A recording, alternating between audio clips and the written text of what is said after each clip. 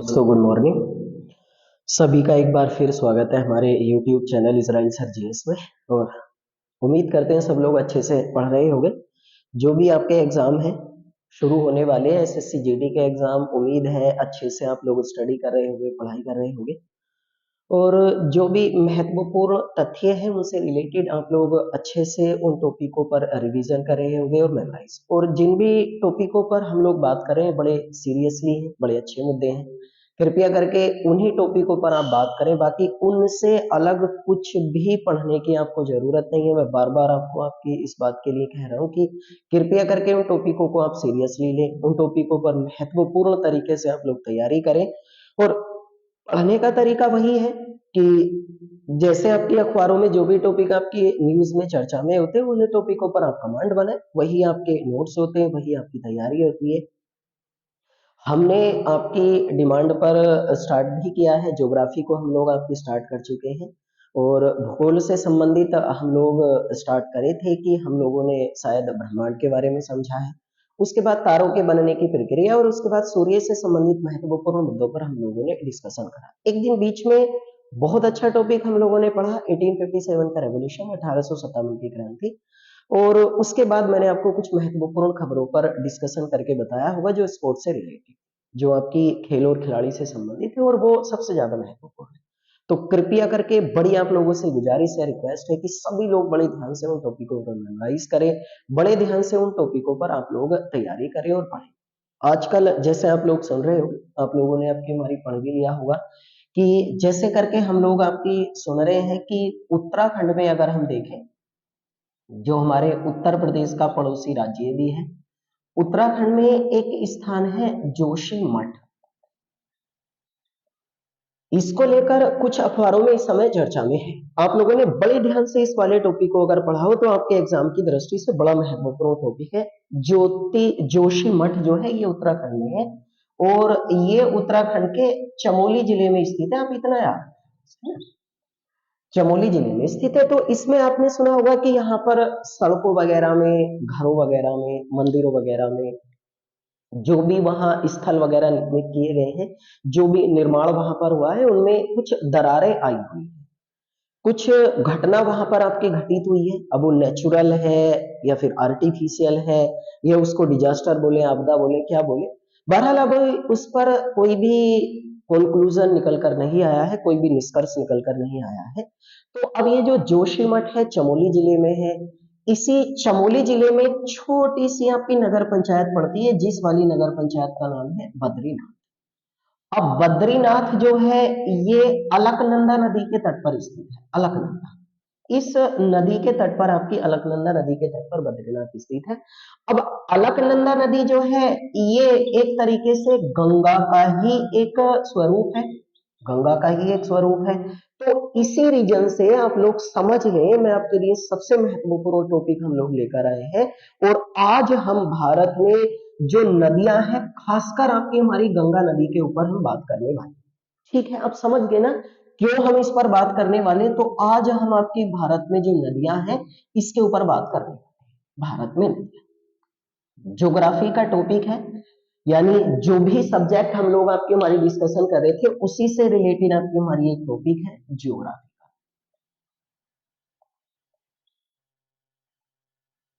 ठीक है, तो ज्योग्राफी से रिलेटेड अगले टॉपिक पर हम बात करने वाले हैं और वो है आपकी भारत में नदियां, यानी कि इंग्लिश में बोला जाएगा आपकी रिवर इन इंडिया। अब ये वाला जो टॉपिक है हम लोग इस बार डिस्कशन करेंगे और आपने सुना भी होगा, देखा भी होगा, आपके एग्जाम के लिए बड़ा वैल्यूबल है, बड़ा महत्वपूर्ण है। कृपया करके इस वाले टॉपिक को आप बहुत जरूरी से आपकी हमारी शुरू से लास्ट तक समझें, देखें और कोशिश करें आप लोगों की पूरा वो मेमोराइज हो जाए। पूरी तरीके से आप नोट्स बनाते हैं ज्योग्राफी के, मैं टॉपिक बाय टॉपिक आप लोगों को बताता रहूंगा कि किस प्रकार हमें आपकी ज्योग्राफी से संबंधित आपकी खबरें भेजी जाती हैं और वो किस प्रकार आपकी चर्चा में रहती है। अब जैसे करके जोशीमठ चर्चा में है, तो जोशीमठ के बहाने हम लोग आपकी किसके बारे में डिस्कशन करने वाले? नदियों के बारे में। अच्छा यह है कि ज्योग्राफी का ही वो टॉपिक है। देखो भाई, देखो नदियां जो आपकी हमारी होती है वो एक, मैं पहले आप लोगों को एक छोटी सी बात बताऊं, आपकी हमारी है ना नदी। अरे अब देखो ध्यान से सुनना सारे लोग, आपकी हम थोड़ा सा आपकी हमारी इसमें समझेंगे। देखो नदियां जो होती हैं, जैसे ये पृथ्वी का स्थल है, ये पृथ्वी का स्थल है। अब पृथ्वी के यहाँ ये पृथ्वी की सतह है, यानी सरफेस है। अब ये जो पृथ्वी की सतह है या जो सरफेस है, इस सरफेस जहां हम रह रहे हैं, जहां हम रह रहे हैं आपकी हमारी है ना, जिसको आप लोग भूपृष्ठ भी कहते थे। हम लोग एक दिन पृथ्वी के बारे में पूरा डिस्कशन भी करेंगे। भूपृष्ठ या इंग्लिश में इसको आपकी क्रस्ट भी बोल दिया जाता है। तो अब ये जो सतह भूपृष्ठ है आपकी, इसके नीचे कभी ना कभी आपकी हमारी किसी भी स्थान पर, देखो ध्यान से समझना, किसी भी स्थान पर एक बर्फ का बहुत बड़ा ढेर आपके दबा हुआ होता है। बर्फ का एक बहुत बड़ा ढेर होता है। अब ये जो बर्फ का बहुत बड़ा ढेर होता है ना, इस वाले ढेर को आपकी हिमनद, हिमनद या फिर इंग्लिश में बोल दिया जाता है इसको ग्लेशियर, है ना, हिमनद बोल दिया जाता है, या फिर इंग्लिश में इसको क्या बोल दिया जाता है आपकी ग्लेशियर बोल दिया जाता है। अब ये देखो ग्लेशियर या हिमनद जो है, ये पृथ्वी के अंदर स्थित है, ये पृथ्वी के अंदर स्थित है, यानी जहां हम रहते हैं। अब जब कभी भी इस वाले आपकी हमारी पृथ्वी के नीचे दबे हुए बर्फ के ढेर, जिसको ग्लेशियर बोला गया, देखो मैं बार बार एक ग्लेशियर का नाम लूंगा तो आपकी समझ में आना चाहिए कि glacier, what is glacier, glacier या हिमनद क्या है। तो अब जब कभी भी इस वाले ग्लेशियर में या हिमनद में क्या होता है, जब कभी भी तापमान बढ़ता है ना, टेम्परेचर जो होता है वो बढ़ता है, तो ये वाला जो आपकी ग्लेशियर होता है ना, हिमनद होता है, वो पिघलना स्टार्ट होता है, पिघल, है ना, वो पिघलना स्टार्ट होगा। अब पिघलने के बाद ये जो बर्फ है वो किसके रूप में अपने आप को परिवर्तित करेगा, जल के रूप में परिवर्तित करेगा। अब जब जल है, तो जल जब कभी भी आपकी बर्फ से जल आपकी कन्वर्ट होगा, तो फिर ये पृथ्वी के किसी ना किसी स्थान से आपकी हमारी फूटकर बाहर निकलेगा। भाई किसी ना किसी स्थान पर तो छिद्र करेगा, क्योंकि इसे बहने के लिए जगह चाहिए, इसे बाहर निकलने के लिए आपकी कोई ना कोई एक स्पेस चाहिए, स्थान चाहिए। तो यहां से आपकी जब कभी भी ये वाला आपकी बर्फ का ढेर यहां से जगह करके पृथ्वी के किसी भी स्थान से बाहर निकलता है ना, तो इसी वाली आपकी बहने वाली जो धारा होती है ना, इस वाली धारा को क्या बोल दिया जाता है, नदी। तो याद रखना, नदी जब कभी भी आपकी हमारी पृथ्वी पर से निकलती है ना, तो इन वाली नदियों का जो उद्गम होता है, नदियों का उद्गम किसी न किसी हिमनद या ग्लेशियर से होता है, और जिनके नाम हमने अपने तरीके से इनके नाम रख दिए। हिमनद या ग्लेशियर का मतलब होता है पृथ्वी के नीचे दबा हुआ जो ढेर होता है बर्फ का, वो किसी ना किसी आपकी हमारी नेचुरल रीजन के कारण, प्राकृतिक आपकी कोई भी कारण रहता है, खासकर आपकी टेम्परेचर बढ़ जाता है तो वो पिघला लेता है अपने आप को। पिघला लेने के बाद बर्फ में, बर्फ जो होता है वो जल में कन्वर्ट हो जाता है, और उसके बाद वो आपकी एक धारा के रूप में बाहर फूटता है, और इसी वाली स्ट्रीम या फिर धारा को आपकी हमारी क्या बोल दिया जाता है, आपकी नदी कहती है। आई कुछ बात समझ में आपकी, नदी का मतलब क्या होता है, इंग्लिश में रिवर कह दिया जाता है। अब ये जो नदियां होती है ना आपकी हमारी इन इंडिया, अगर हम भारत में बात करें, समझ में आ गया ना हिमनद के बारे में। अब इन्हीं वाली नदियों के बारे में अगर हम बात करेंगे, तो भारत में आपकी हमारी सबसे प्रमुख नदी जो होती है आपकी हमारी, वो कौन सी है, वो गंगा है। सबसे प्रमुख नदी जो है वो गंगा है, जिसको होली रिवर भी कहते हैं भाई, जिसको आपकी होली रिवर भी कह दिया जाता है। होली रिवर का मतलब होता है भारत की पवित्र नदी, है ना। और एक बात याद रखना सभी लोगों को, मैं एक बड़ी महत्वपूर्ण घटना आपको बता दूं, गंगा नदी जो है आपकी हमारी, ये गंगा नदी एक बड़ा खूबसूरत क्वेश्चन आप सभी लिख लें, गंगा नदी भारत की राष्ट्रीय नदी है, भारत की राष्ट्रीय, है ना, ये गंगा नदी है। और गंगा नदी को भारत की राष्ट्रीय नदी के रूप में जो आपकी घोषित किया गया था, वो 2008 में घोषित किया गया था, 2008 ईस्वी में। एक और लिख लो जब जिक्र चल रहा है, भारत का राष्ट्रीय जलीय जीव, है ना, राष्ट्रीय जलीय जीव जो है वो घोषित किया गया है गंगा में पाए जाने वाली डोल्फिन मछली को, और इसकी घोषणा की गई थी 2009 में। ये दोनों खूबसूरत क्वेश्चन गंगा से जुड़े हुए, तो इसलिए लिख नेशनल रिवर भारत की जो है आपकी वो कौन सी है, वो गंगा 2008 में बनी। भारत का राष्ट्रीय जलीय जीव केवल गंगा में पाए जाने वाली डॉल्फिन है। ब्रह्मपुत्र, यमुना या अदर जो आपकी रिवर्स है आपकी नर्मदा, ताप्ती, इनमें कोई मतलब नहीं है, केवल गंगा में पाए जाने वाली जो डॉल्फिन मछली है, इसको 2009 ईस्वी में भारत का राष्ट्रीय जलीय जीव, जैसे भारत का राष्ट्रीय पशु आपकी हमारी बाघ है ना, वैसी राष्ट्रीय जलीय जीव जो है वो गंगा में पाई जाने वाली डॉल्फिन है, 2009-2008। अब हम समझ रहे हैं ना कि भारत में बहने वाली जो सबसे प्रमुख नदी है आपकी हमारी, वो कौन सी नदी है, वो गंगा नदी है। अब हम लोग आपकी हमारी गंगा नदी के बारे में आपकी स्टार्ट करने वाले हैं, गंगा नदी, है ना। अब ध्यान से मुझे सुनते रहना और लिखते रहना सब लोग, है ना।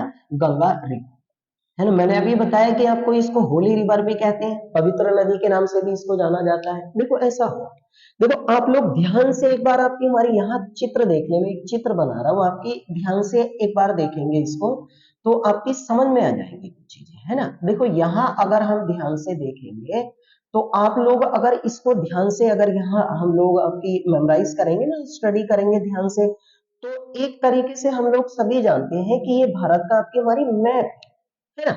अब भारत के मैप के रूप में अगर हम देखें तो देखो यहाँ ऊपर से उत्तरी दिशा में जो है ये उत्तरी दिशा में अगर हम देखें ये सारे का सारा आपकी हिमालय पर्वत श्रृंखला है कि नहीं, है ना। हिमालय पर्वत श्रृंखला है, ये सारा हिमालय पर्वत श्रृंखला है पूरा।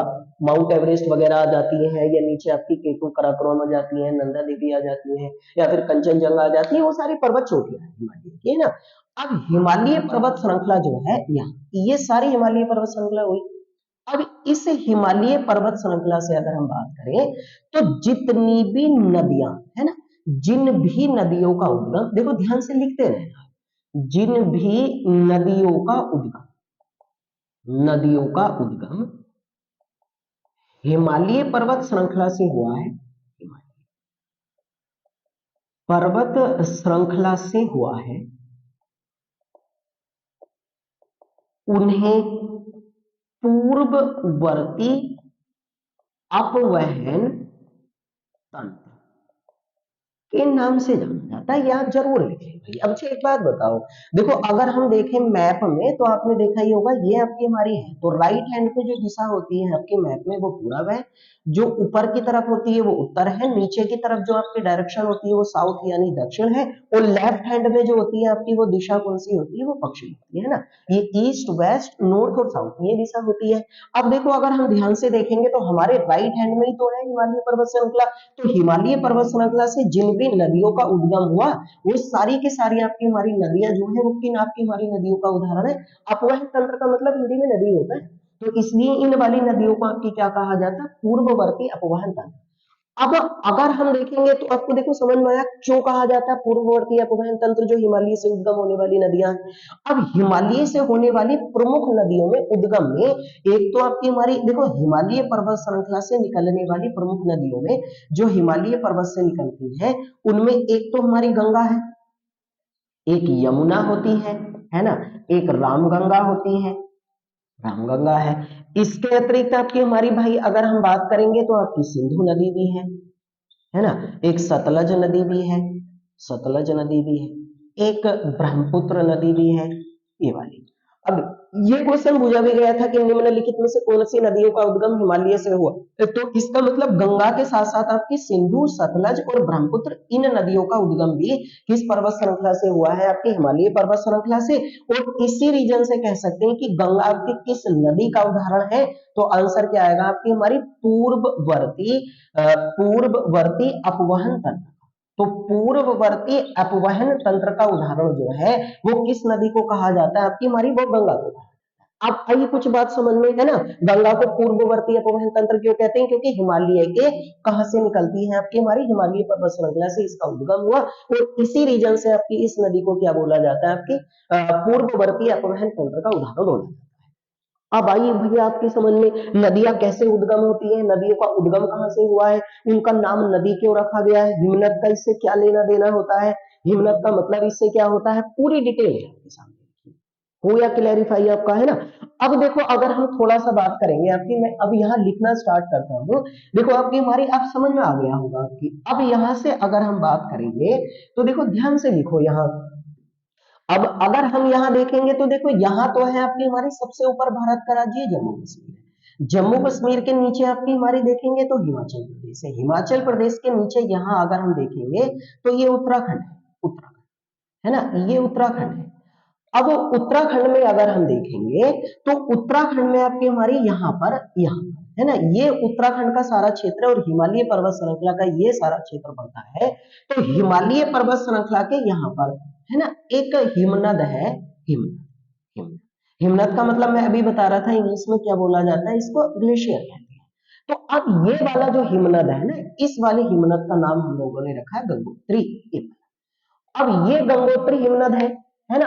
या फिर आपकी हमारी गंगोत्री को आपकी हमारी कई बार आपसे लिखा हुआ आएगा आपकी गोमुख भी कहते हैं। गंगोत्री जो है आपकी हमारी, इसको गोमुख के नाम से भी जाना जाता है। अब ये जो गंगोत्री आपकी हमारी हिमनद है, यहां से एक नदी निकलती है जिसको हम कहते हैं आपकी भागीरथी। भागीरथी यहां से निकलती है। या फिर ऐसे मान लें आप लोग, यहां से अगर देखो आपकी समझ में इस प्रकार भी आ जाएगा कि ये वाली आपकी हमारी जो गंगोत्री होता है, यहाँ से एक छोटी सी आपकी एक धारा निकलती है ना। ये छोटी सी एक जलधारा है, ये जलधारा। देखो ध्यान से सुनते रहना, छोटी सी एक जलधारा निकली।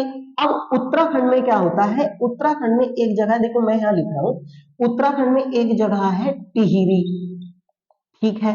तो अब क्या होता है, इस वाली जलधारा में जो ये आपकी हमारी निकल के आ रही है, इस वाली जलधारा में टिहरी में एक नदी आकर मिलती है, और उस वाली नदी का नाम होता है आपकी भैया भागीरथी। भागीरथी। तो इस वाली आपकी हमारी जलधारा में टिहरी में आकर भागीरथी मिली। फिर उसके बाद अगर हम आगे चलते हैं तो उत्तराखंड में ही आपकी हमारी होता क्या है, देवप्रयाग में। देवप्रयाग में इसमें आकर मिल जाती है अलकनंदा। अलक तो देवप्रयाग में कौन सी नदी आकर मिली, अलकनंदा। टिहरी में कौन सी नदी आकर मिली, भागीरथी। और उसके बाद आपके हमारी भैया भागीरथी, भागीरथी व अलकनंदा। भागीरथी व अलकनंदा का संयुक्त रूप जो होता है ना, संयुक्त रूप, इसी वाले संयुक्त रूप को क्या कहा जाता है, आपकी गंगा के नाम से जाना। यहां आके नाम पड़ा है गंगा का।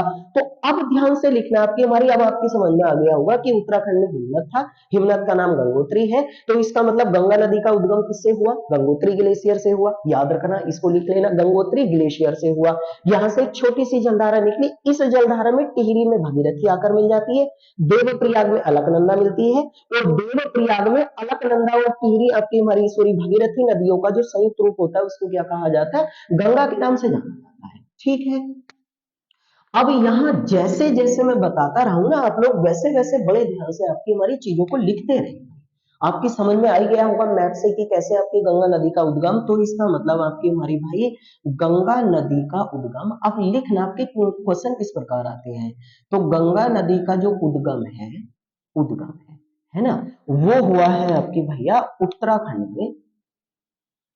उत्तराखंड में गंगोत्री ग्लेशियर से। गंगोत्री ग्लेशियर से यहां से आपकी हमारी इस नदी का उद्गम हुआ। सही है। अब अगर क्वेश्चन पूछा जाता है आपकी हमारी गंगा को, गंगा पहली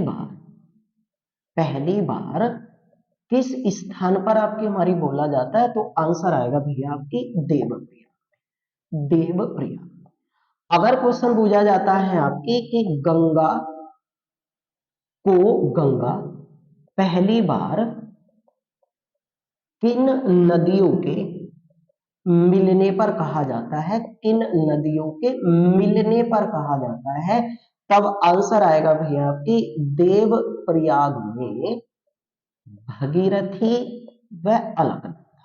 समझ गए, अलकनंदा। तो इसका मतलब आपकी हमारी भैया देवप्रयाग में जो आकर मिलती है ना, वो कौन सी नदी मिलती है, भागीरथी से अलकनंदा मिल जाती है। और इस वाली संयुक्त रूप को क्या बोल दिया जाता है भैया, आपकी गंगा कह दिया जाता है। अब आप लिखे आपकी हमारी, अगर क्वेश्चन पूछा जाता है, देखो उत्तराखंड में नीचे को उतर आएंगे, जो अभी मैंने चित्र बनाया था कि गंगा नदी पहली बार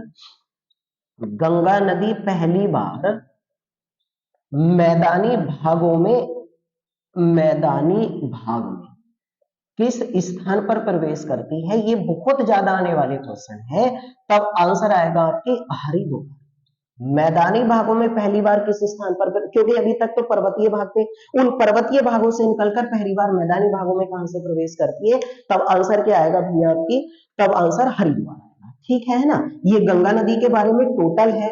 अब अगर हम बात करेंगे आपकी हमारी इनमें से, तो देखो ध्यान रखना आपकी, मैं एक यहाँ पर आप लोगों को बता रहा हूं। अब ये जो अलकनंदा नदी है ना, ये अलकनंदा नदी आपकी हमारी वास्तविकता में, इसका आपकी हमारी उद्गम जो है, अलकनंदा नदी का उद्गम जो है वो उत्तराखंड में, अगर हम बात करें ना, तो अलक नदी का उद्गम जो है आपकी हमारी उत्तराखंड में जो शिवलिंग शिखर है ना, शिवलिंग शिखर है, शिवलिंग शिखर के उत्तर में स्थित, उत्तर में स्थित है ना अलकापुरी, अलकापुरी में देखो इसको ध्यान से अगर आप लिख लेंगे ना आपकी हमारी तो याद रहेगा आपकी, है ना।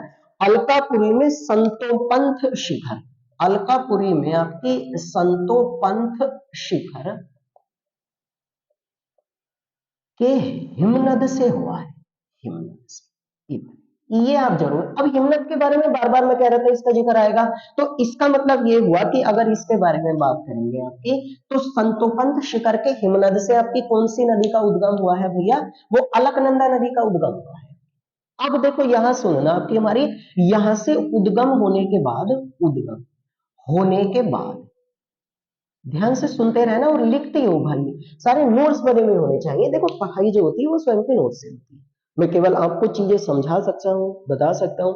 जब तक आप स्वयं स्टडी नहीं करेंगे, स्वयं नहीं पढ़ेंगे, तो आपको कुछ एक दो याद भी नहीं होगा, एग्जाम में आपकी हमारी बहुत ज्यादा मुसीबत क्रिएट हो जाएगी। तो कृपया करके आपके बहकाने वाली चीजों से थोड़ा सा अलग रहे और आपको स्वयं ही चीजें आपकी मेमोराइज करनी है। तो यहाँ समझ के नोट्स बनाने में इतनी अच्छी तरीके से आप लोगों को बताकर जाता हूँ, तो इनके नोट्स बना के तब आप मेमोराइज किया, ठीक है ना।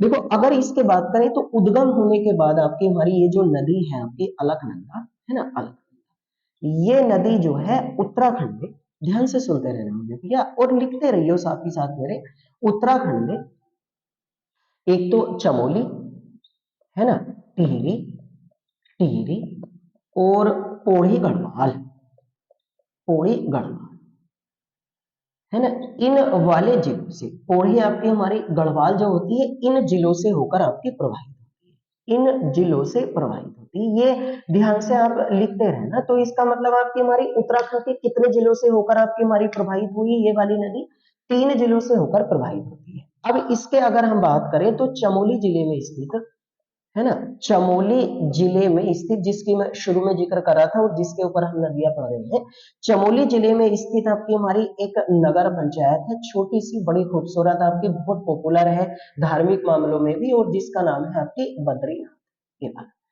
बद्रीनाथ जो है आपकी हमारी वो अलकनंदा नदी के तट पर स्थित है, अलकनंदा नदी के तट पर स्थित है ना। आप लोगों ने सुना होगा आपकी हमारी एक व्यक्ति थे आदि शंकराचार्य, आदि शंकराचार्य, शंकराचार्य, इन्होंने 4 पीठ की स्थापना करी थी। इन 4 पीठों में आपकी सबसे पुरानी जो पीठ है, सबसे पुरानी जो पीठ है, पीठ का मतलब मठ होता है, वो कौन सी आपकी, वो बद्रीनाथ है। और ये किस राज्य में पड़ेगी फिर आपकी हमारी, उत्तराखंड राज्य में पड़ेगी। आदि शंकराचार्य ने 4 आपकी हमारी भाई पीठों की स्थापना करी है, जिसे नहीं पता हो आपकी हमारी लिख लेना। एक तो है आपकी हमारी श्रृंगेरी पीठ, श्रृंगेरी पीठ जो पड़ता है वो है आपकी हमारी कर्नाटक, है ना। एक पीठ है आपकी हमारी, अगर इसमें बात करेंगे हम लोग, गोवर्धन पीठ, गोवर्धन पीठ, ये वाला पड़ता है आपकी हमारी गोवर्धन पीठ आपकी उड़ीसा में, उड़ीसा में है ना। और एक पीठ आपकी हमारी इनके द्वारा जो स्थापित की गई थी आपकी वो शारदा पीठ है, और शारदा पीठ जो है आपकी हमारी ये पड़ता है इस समय गुजरात। तो इसका मतलब आदि शंकराचार्य ने जो 4 पीठ स्थापित करी है उनमें से एक बद्रीनाथ पीठ किस नदी के तट पर स्थित है आपकी हमारी, वो अलकनंदा नदी के तट पर स्थित है, और वो उत्तराखंड में। बाकी 3 पीठें आपकी, एक कर्नाटक, एक उड़ीसा और एक गुजरात में, शारदा, गोवर्धन और श्रृंगेरी, इनके भी आप लिख लें। आदि शंकराचार्य ने आपकी हमारी बद्रीनाथ पीठ की स्थापना जो है वो 8वीं शताब्दी में करी थी, और ये बड़ी पॉपुलर आपके हमारे भारत में एक पवित्र स्थल माना जाता है, धार्मिक रूप से भी बड़ी मान्यता है। और ये किस नदी के तट पर स्थित है आपकी, अलकनंदा। और अलकनंदा देवप्रयाग में जाने के बाद किस नाम से कहलाती है आपकी, गंगा के नाम से कहलाती है अलकनंदा आपकी हमारी। तो इसका मतलब आपकी हमारी देवप्रयाग में कौन कौन सी आपकी हमारी नदियों का मिलान होता है, अलकनंदा के साथ साथ आपकी भगीरथी नदियों का मिलान होता है, ठीक है। उसके बाद देखो अगर हम आगे चले तो उत्तराखंड में ही, जो उत्तराखंड भारत का राज्य है, इसी उत्तराखंड राज्य में अगर हम बात करेंगे तो केदारनाथ से, केदारनाथ से रुद्रप्रयाग की ओर, केदारनाथ से रुद्रप्रयाग की ओर एक नदी आपकी हमारी बहती है, और इस नदी का नाम है आपकी मंदाकिनी। एक नदी आपकी हमारी बहती है और उस वाली नदी का नाम क्या है आपकी, मंदाकिनी रखा। अब ये जो आपकी हमारी नदी होती है ना मंदाकिनी, इस वाली नदी का जो उद्गम है, अगर हम इसकी बात करेंगे तो इस वाली नदी का जो उद्गम है वो चोराबाड़ी ताल, चोराबाड़ी ताल से इस नदी का आपकी हमारी उद्गम हुआ है। चोराबाड़ी ताल, ताल का मतलब आपकी एक तरीके से ग्लेशियर ही हुआ, या एक तरीके से आपकी तालाब मान लो, जो उभरा हुआ भाग होता है आपकी पृथ्वी से, यहाँ से उद्गम हुआ है। अब मंदाकिनी नदी जो है आपकी हमारी ये वाली नदी, ये सोनप्रयाग में काली गंगा के साथ बहती हुई, काली गंगा के साथ बहती हुई, देखो ध्यान से लिखते रहना आपके सारे लोग, बहती हुई ये वाली आपकी मंदाकिनी नदी जो है वो आपकी रुद्रप्रयाग है ना, रुद्रप्रयाग में अलकनंदा नदी से मिल जाती है, अलकनंदा नदी में मिल जाती है। अब देखो ध्यान से सुनता है, इसका मतलब आपकी, अगर देखो यहाँ पूछा जाता है कि देव प्रयाग में कौन कौन सी नदी मिलती है, तो आंसर आएगा आपकी हमारी अलकनंदा और प्लस की भागीरथी, है ना। अगर पूछा जाता है आपकी रुद्र प्रयाग में कौन कौन सी नदी मिलती है, तो आंसर आएगा अलकनंदा और प्लस के आपकी। अब ये अलकनंदा से मंदाकिनी आपकी हमारी जो मिलती है वो किस स्थान पर आकर मिल जाती है आपकी, वो रुद्रप्रयाग में आपकी मंदाकिनी नदी जो है रुद्रप्रयाग में वो अलकनंदा नदी से आपकी मिल जाती है, और फिर ये नदी आपकी हमारी आगे बढ़ती है। ठीक है, आई कुछ बात समझ में सब लोगों की आपकी, है ना। तो इसका मतलब अगर हम बात करेंगे आपकी, है ना, तो इसका मतलब ये हुआ कि केदारनाथ ये किस नदी के तट पर स्थित है, तो केदारनाथ हुआ आपकी भाई मंदाकिनी नदी के तट पर स्थित है। जैसे देव प्रयाग आपकी अलकनंदा नदी के तट पर है, ये रुद्र प्रयाग आपकी किस नदी के तट पर होगा, मंदाकिनी नदी के तट पर होगा। ठीक है, उसके बाद देखो अगर हम बात करेंगे, ध्यान से सुनना सारी व्यक्ति, उसके बाद उत्तराखंड में ही एक स्थान है आपकी हमारी भैया, और उसका नाम है आपकी कर्णप्रयाग, है ना। कर्णप्रयाग में अलकनंदा नदी में एक नदी और मिलती है, और जिसका नाम है आपकी पिंडर। तो पिंडर नदी जो है वो अलकनंदा नदी में आपकी किस स्थान पर मिलेगी, वो मिल जाती है आपकी हमारी भैया पिंडर नदी के साथ अलकनंदा कर्ण। तो तब जाके ये वाला जो आपकी हमारी पूरा रूप मैंने आपको जो समझा है, ये संयुक्त रूप ही वास्तविकता में आपकी हमारी किसका रूप ले लेता है, आपकी गंगा का रूप ले लेता है। हुआ क्लैरिफाई सब लोगों को। तो इसका मतलब आप यहाँ एक शॉर्ट फॉर्म में मैं बता दूं कि भाई देव प्रयाग में जो है ये है वास्तविकता में वो नदी मिलती है आपकी भागीरथी और प्लस के अलकनंदा। सही हुआ मामला, है ना। उसके बाद अगर हम बात करेंगे आपकी रुद्रप्रयाग में, तो रुद्रप्रयाग में आपकी हमारी नदी मिलती है मंदाकिनी नदी में आपकी हमारी भाई प्लस के अलकनंदा। ठीक है, उसके बाद अगर हम बात करेंगे आपकी कर्णप्रयाग में, तो कर्णप्रयाग में जो नदी मिलती है आपकी हमारी, वो मिलती है आपकी पिंडर और प्लस के अलग। ये है वास्तविकता में जो आपके पूरा, ये वास्तविकता में पूरा रूप है जो गंगा नदी का आपकी हमारी संयुक्त रूप जो कहलाता है, वो आपकी हमारी ये वाला कहलाता है। ठीक हुआ। अब देखो अगर हम इसके बाद बात करेंगे आपकी हमारी ये वाली, ये पूरी नदी आपकी हमारी होगी। उसके बाद उत्तराखंड से आपकी हमारी ये नदी निकलती है। अब ध्यान से सुनना आपकी हमारी, उसके बाद ये दो नदी होती है ना आपकी गंगा नदी। अब गंगा नदी आपकी हमारी ये उत्तराखंड से निकलने के बाद, उत्तराखंड से निकलने के बाद ये वाली नदी जो है वो उत्तर प्रदेश में आपकी हमारी प्रवेश करती है, उत्तर प्रदेश, और उत्तर प्रदेश में प्रवेश करती है पहली बार आपकी, ये लिख लेना, बिजनौर जिले से। बिजनौर जो जिला है ना, तो इसका मतलब गंगा नदी पहली बार यूपी में किस जिले से एंट्री करेगी, आपकी बिजनौर जिले से। और उसके बाद गंगा नदी की अगर हम बात करें, तो गंगा नदी आपकी उत्तर प्रदेश से आपकी हमारी होती हुई फिर उसके बाद अगले आपके हमारी राज्य में चली जाती है, और उत्तराखंड हुआ, उसके बाद उत्तर प्रदेश के बाद आपकी हमारी ये बिहार में जाएगी, और बिहार के बाद आपकी हमारी किस राज्य में जाती है, आपकी झारखंड में जाती है। अब झारखंड की सीमा पर स्थित है ना, झारखंड की सीमा पर स्थित है आपकी राजमहल की पहाड़ियां, राजमहल की पहाड़ी। इन वाली पहाड़ियों से होती हुई आपकी हमारी वो पश्चिम बंगाल में चली जाती है, भारत का राज्य है, और पश्चिम बंगाल के फरक्का नामक स्थान पर, ध्यान से सुनना, फरक्का नामक स्थान पर गंगा नदी जो है, गंगा नदी है ना, ये वाली नदी आपकी किस देश में प्रवेश कर जाती है आपकी, वो बांग्लादेश में हमारे भारत से आपकी हमारी प्रवेश कर जाती है, ये वाली बांग्लादेश। तो इसका मतलब ये हुआ कि अगर हम टोटल आपकी हमारी बात करेंगे आपकी, तो गंगा नदी जो है, गंगा नदी ये भारत के कितने राज्यों से होकर आपकी प्रवाहित होती है, अगर ये आता है कितने राज्यों से होकर, तब आंसर क्या आएगा आपकी हमारी 5 राज्य आएगा। उन 5 राज्यों के नाम मैं अभी ऊपर लिख के आ रहा हूं आपकी। एक तो भैया आपकी उत्तराखंड ही हुआ, ये याद रखना है ना। उसके बाद आपकी हमारा राज्य उत्तर प्रदेश हुआ। उसके बाद अगर हम बात करेंगे आपकी हमारी, फिर कहां पर जाती है, बिहार में। बिहार के बाद कहां जाती है भैया आपकी, झारखंड में। और झारखंड के बाद हमारे भारत के किस राज्य में आपकी ये नदी चली जाती है, फिर आपकी पश्चिम बंगाल, ये बात। और पश्चिम बंगाल के बाद आपकी कहां चली जाती है, बांग्लादेश में। तो 1 2 3 4 5 5 राज्यों से होकर आपकी बहती है।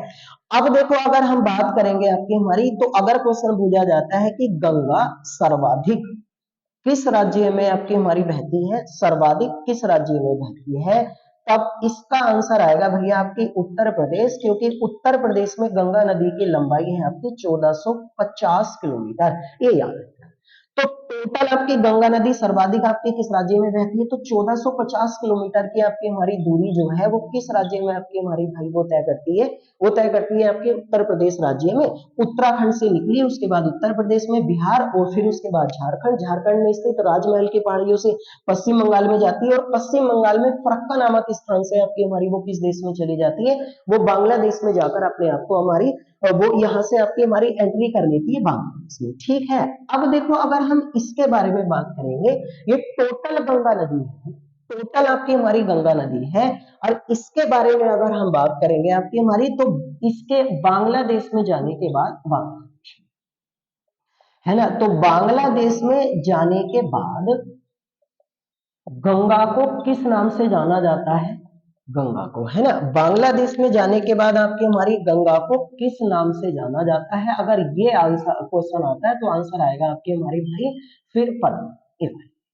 तो इसका मतलब आपकी हमारी पद्मा के नाम से गंगा नदी को बांग्लादेश में जाना जाता है। अब अगर हम बात करेंगे तो बांग्लादेश में क्या होता है आपकी, बांग्लादेश है ना, बांग्लादेश में गंगा नदी जो होती है, गंगा, ये फिर वहां बांग्लादेश में आपकी ब्रह्मपुत्र नदी में मिल जाती है। हम ब्रह्मपुत्र नदी के बारे में डिटेल से समझेंगे, जैसे मैंने गंगा को समझा, मैं ब्रह्मपुत्र पढ़ूंगा, डोंट वरी, हम चिंता ना करें।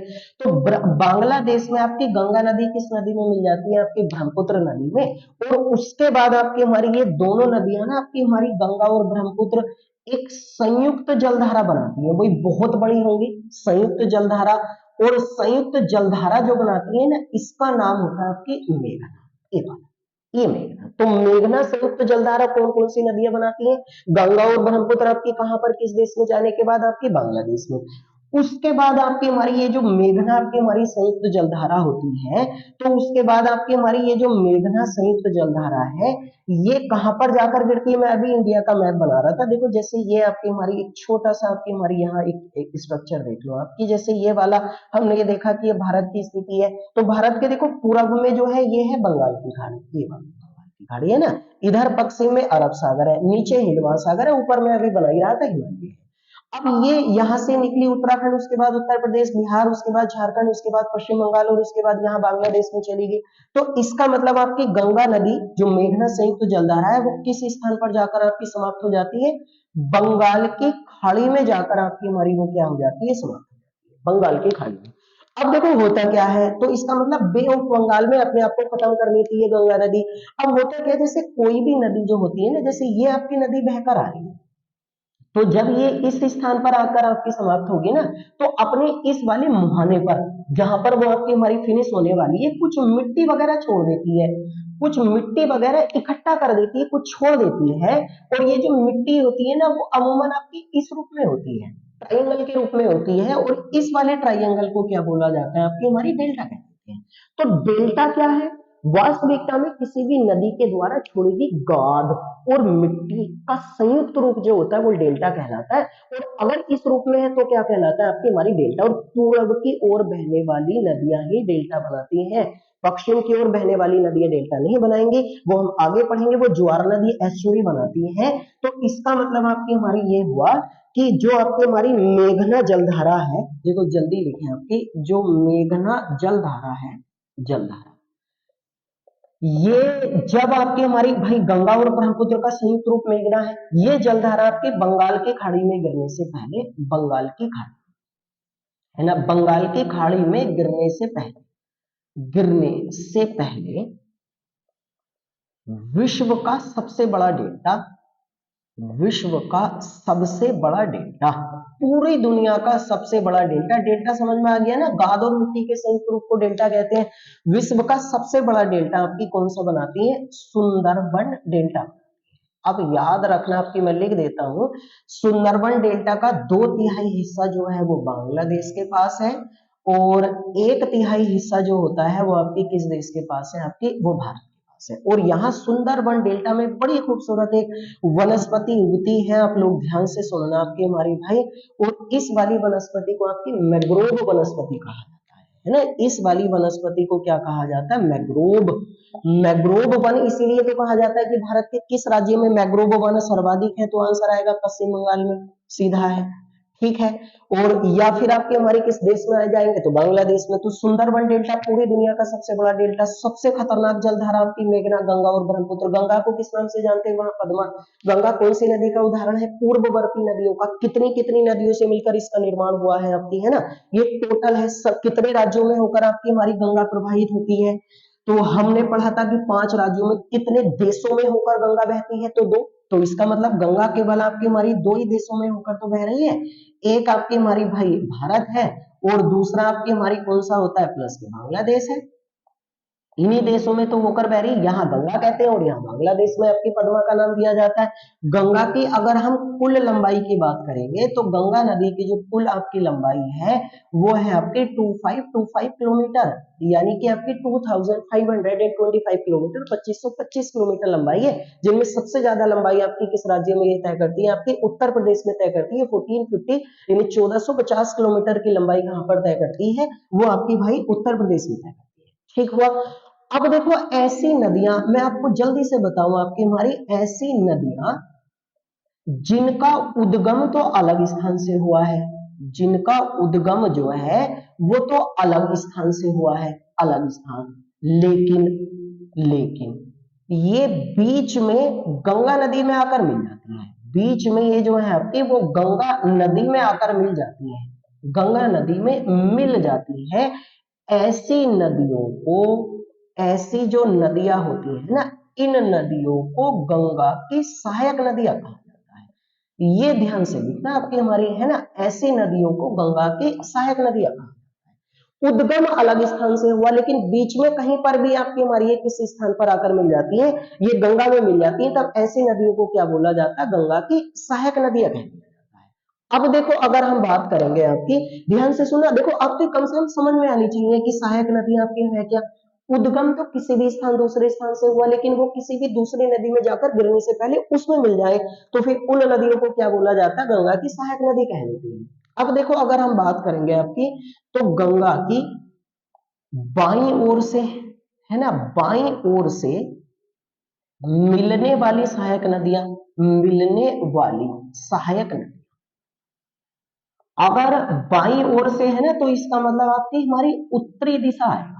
अगर बाईं ओर से आपकी हमारी बोला गया है तो उत्तरी दिशा आएगा। अगर हम आपकी हमारी, है ना, बाईं ओर से अगर हम बात कर रहे हैं तो उत्तरी दिशा आएगा। आप देखो, लिख लो, आपकी गंगा की बाईं ओर से इसकी सहायक नदियां जो होती हैं उनमें सबसे प्रमुख है आपकी रामगंगा, ठीक है। उसके बाद है आपकी गोमती, उसके बाद है आपकी घाघरा, उसके बाद है आपकी गंडक, और उसके बाद है आपकी राप्ती। ये कुछ प्रमुख है, मैं इन्हें सबको अलग अलग पढ़ाऊंगा भाई, आप चिंता ना करें।